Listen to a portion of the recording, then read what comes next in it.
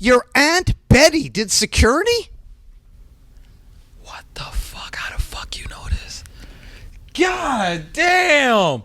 Bro, you the feds, bro? Chauncey. Don't you even know niggas from our block? Whoa!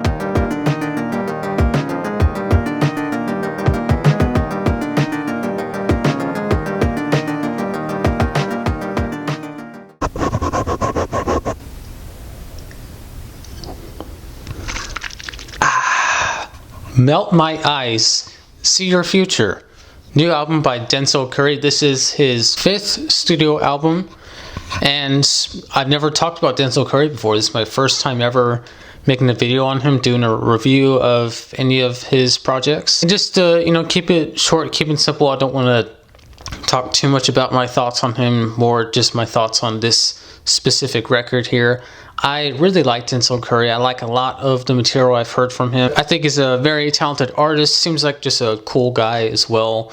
Very funny. That whole Nardwuar interview that I showed a clip of is absolute gold. I would definitely recommend looking that up if you haven't watched it yet. And this new record here from Denzel takes a pretty different approach to some of his previous albums of the past. Sonically speaking, it's definitely a lot more reserved and laid back, not as kind of intense and in your face and loud and aggressive as some of his other projects have been. The album does have different sounds to it from what we're accustomed to hearing from Denzel. Some genres that he kind of plays with in this thing, like neo soul, jazz. There's definitely more bass that is emphasized in this album as well, and I'm not talking about bass like bass drop, bass boost, that like I'm talking like bass guitar, actual bass that you would hear in jazz or soul or whatever. We definitely heard this in the album's lead single Walkin, which I pretty much loved from my initial listen. I like the vocals that are sampled and used throughout the song, and I also really like how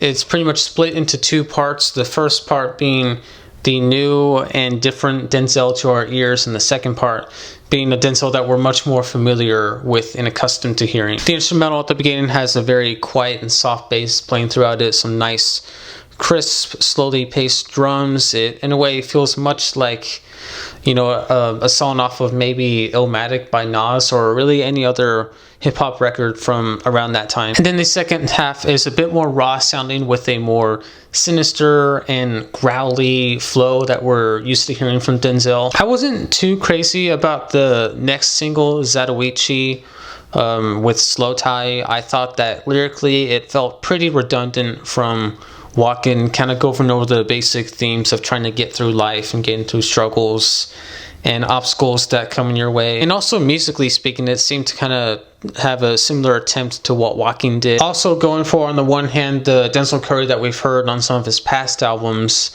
but in the chorus, it really speeds up, and it almost has this world beat type of beat, kind of like a Prodigy sort of. And I don't know, I just didn't really get meshed very well. It was kind of poorly done, I thought. And then the last single that dropped before the album was Troubles, with the surprise feature from T-Pain. And this one I thought was a little bit better. Still not quite on the level of Walkin, in my opinion, but it was a nice single to lead off of right before the album came out. The instrumental's kind of cute and quirky, and I really think that some of the lines are pretty funny. T-Pain has that one, get up a dick, and it's all harmonized and different vocal layers. It's pretty funny. And yeah, just as the title states, they're both kind of just talking about their troubles and their struggles in life, more about their personal experiences, which I thought was neat and interesting. And luckily, I would say that the rest of the album that is out now, all of the 11 other tracks, definitely live more up to the enjoyableness of Walkin' and Troubles rather than Zatoichi, because that track did kind of have me nervous when that came out. Oh man, I hope this isn't kind of a mixed bag of a record, but luckily it's definitely a lot more hits than misses. I like how the album starts with Melt Session number 1, which features Robert Glasper on production. And I think Denzel touches on some really interesting points here with the lyrics, talking about the conflict with wanting to live up to the expectations of others and kind of put on this personality when he's in public and around other people, but also wanting to be himself and being has as true to himself as he can be, which is definitely, I think, something we can all relate to. Trying to strike a balance between your own self and your personality, but then when you're out in public, trying to, you know, kind of adjust to that life and that environment. Worst comes to worst, sees Denzel basically just frustrated about several different aspects of politics nowadays, and you know, personally, I'm not too into politics. Like, I don't really have any strong political opinions, but I definitely enjoy just hearing him talking about this and talking about his thoughts on it. And I think he does provide some pretty compelling arguments and statements in this track, just about how sort of discombobulated he thinks it all is. John Wayne featuring Buzzy Lee also kind of takes a similar approach, talking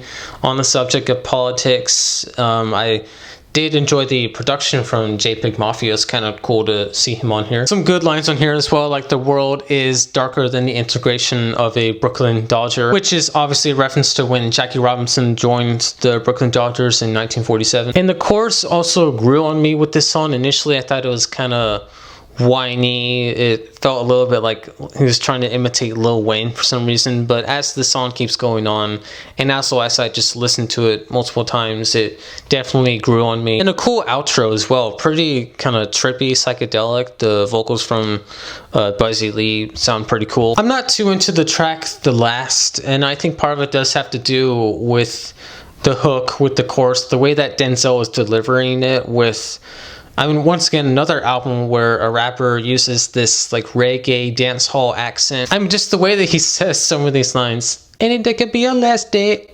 A lot of those like it rhymes, and it just, I don't know, it sounds kind of obnoxious to me. I don't mind the song topically. He does touch on some good issues with regards to the internet or some more racial topics, but I do think that the delivery and the execution of the lyrics in the song, and musically speaking, you know, just those two things combined did leave me feeling kind of underwhelmed on the whole. I do like the song Mental quite a bit though, with features from Bridget Perez and Saul Williams. The slow, steady drums, the electric keyboard make for a pretty cool sound. The bebop line I think is pretty genius, honestly, because it's simultaneously referencing a jazz style of music, seeing it's more like a jazz type beats, but also the character Cowboy Bebop from the manga Cowboy Bebop. And I also thought the outro, basically spoken word from Saul Williams, was very good as well.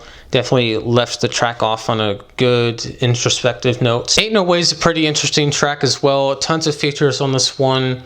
Power's Pleasant, Josiah, Rico Nasty, Jid, and Black. All of which I think do a pretty good job on the track. And it's another track where I think the production is definitely a standout. I like how roughly around the middle, I think it was right before Jid's part, the drums become much louder and much more emphasized in the mix. And I mean, yeah, it was just a cool switch up right around the middle of the song. And a pretty cool soul sample as well that is played and looped throughout various parts of the song. Then we get to X-Wing, which I still don't really get, honestly. On the one hand, I don't mind it musically. Has a kind of simple trap beats backing the sonic sound of the track, also mixed with this kind of fluttery piano and some nice string parts. Aside from a few decent lines, I'm really not crazy about Denzel's lyrics as well in this one. And the chorus, he doesn't want a car, he wants an X-Wing.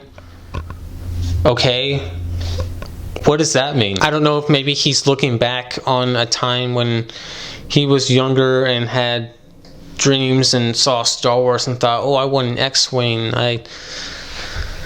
I guess, I don't know, it just doesn't really make sense to me. The song's just kind of confusing. Things do pick up though with the next track, Angelz featuring Carium Riggins, where we see Denzel touching on some similar themes that he did earlier on in this record about himself and living up to the image that other people perceive him to have. And there's something that's just oddly very funny in the chorus, hearing these, like the title says, very angelic, soft, silky vocals saying, "I'm growing tired of the bullshit." The Smell of Death is very short. It's not even a minute and a half long, but I think it has a really cool sound to it. Thundercat was involved in the production, and it very much sounds like a throwback to some mid-90s G-Funk. Sanjuro featuring 454 is a pretty straightforward trap banger, definitely more like the older Denzel. For those of you, if this is your first Denzel Curry album, this song I would say sounds more like songs from his other albums, and it I think works to its benefit. I think it goes hard. It's definitely a banger. Good feature from 454. I like it. And then the Eyez closes out the album, and I think it's a huge standout. It's another one also that touches on some mental health struggles that Denzel has had in the past. Some interesting metaphors he makes on this track too, comparing himself to the devil, saying that he sold his soul to himself. And I absolutely loved the smooth jazz instrumental that accompanies the track as well. It's a very minimalist piece of music that we're hearing, but it goes so well with Denzel's flows and his lyrics in this one. The very quiet hi-hat, the bass part, the piano that plays little licks every so often. It's a great closer to the album. Definitely one that kind of makes you think and has your thoughts going a little bit more. And yeah, that's Melt My Eyez, See Your Future. Definitely an interesting project from Denzel. One that's definitely had me thinking a little bit on the topics he's talked about. I like how open he was about himself on this album, about some of his mental health issues he's had, and just the insecurities he's had with regards to being in social situations. And musically, definitely a change, but I think a welcome change. You know, like I said, introducing these more jazz and soul type elements in the instrumentals. I would say it works for the most part. You know, a couple tracks, I don't think it creates a good hybrid of this new sound and the more older Denzel sound. But I was mostly very pleased with Denzel's work on this new record, and I'll give it a B+. I really liked it. A nice change of sound for him. I've read that he also thinks it's his best in his discography, which, well, I don't know if everyone will agree with that. I know that I definitely don't agree with that, but this is definitely a good album, you know, like I've said already, and definitely not one to be ashamed of in any ways. So, I mean, if he thinks that, then you know what? Good for you, Denzel. Good on you. I completely forgot to mention that the album cover looks just like James Blake's self-titled album. I wonder if that was intentional. If you know anything about that, feel free to let me know of that. And of course, you know, what are your favorite tracks if you heard it? Let me know all that as well. I did not make the mistake of not having any water this time. Mouth's not dry. I'm good. I was prepared. And yeah, that is all I got for you guys. Thank you all for watching. Look forward to videos in the future, and peace out.